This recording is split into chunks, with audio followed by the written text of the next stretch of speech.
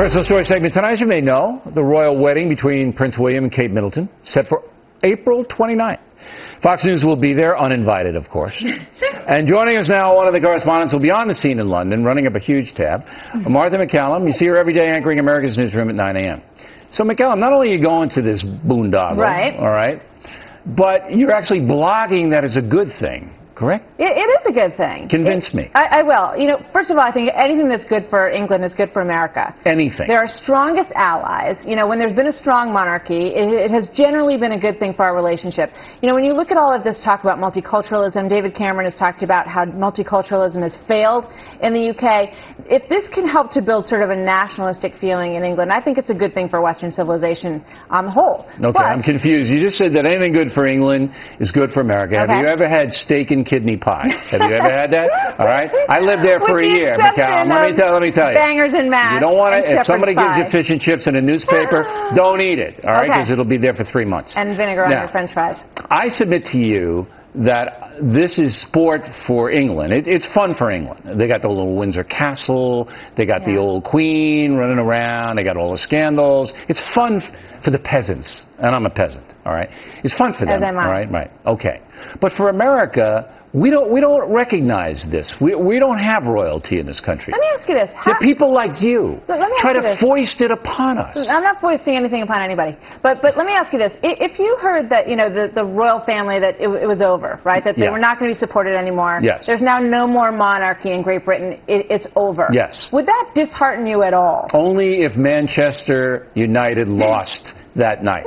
All right, I couldn't care less about these dopey people in the carriage running up millions of dollars on the taxpayer. Let me tell you something. Yeah, look at these two pinheads. Okay? Look at these two people. Hat, which reminds me of something that I saw on Palm Sunday. That's a growth on her head. It's a problem that happened on her head. But, you know, obviously, the wedding, the marriage of Charles and Diana was a complete debacle. And I felt sorry for her. She was killed. She was killed by the publicity. You're absolutely right. Awful. And before that happened, there was a lot of excitement and enthusiasm in general about the family. There's the Queen Mum. She walked among the ruins after the Battle of Britain. She was a great source of strength to the people of Great Britain. All of that fell apart when this couple basically, you know, brought about like her over there, MacCallum. When you go over there, you're Scottish, by the way. MacCallum's Scottish, so when she goes to England, I don't like her anyway. But they still like the Queen Mum. But I'm telling you this: number one, we couldn't exist in this country. Our deficit's so big. All right, we can't. You know, Prince, the rock singer. Yeah. We deported him. We can't support anybody, any royalty. You know what it costs the British people to support the royal family? How much? $1 a year per person. You know how much they bring in?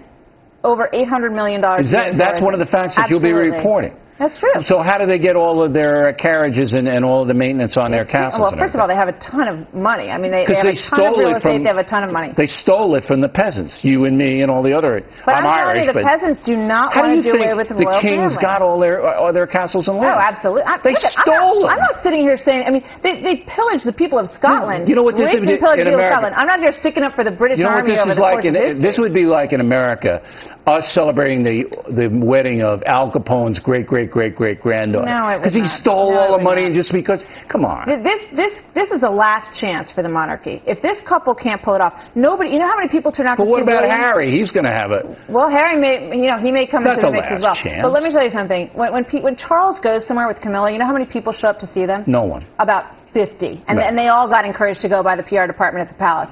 When William went to New Zealand after the earthquake, he spent a great deal of time with the people of Christchurch. Thousands of people showed up. It was a very effective use of their ability to comfort people. You like this whole thing. You like this, right? I think it's interesting, and there's Harry. But you know what else? They talked about something this morning over there. They're thinking about having if they have a girl, if their daughter's a girl, she may be able to become queen. They may supplant the boy gets to become king first. So what if they named her Diana? You know, I asked Fox News to send me over there. And they said no. They said Martha's going, and she spends enough time with you on Thursday. The British authorities said, don't even think about it. O'Reilly? Don't even think about it, okay? He's not getting anywhere near. You can send him up to York. That's as close as he's going to get. They're going to send you to Al Capone's great-granddaughter's wedding. You have a good time, and I'm going to put you on when you're over there. You and Carlson's going over another. Carlson, Shep.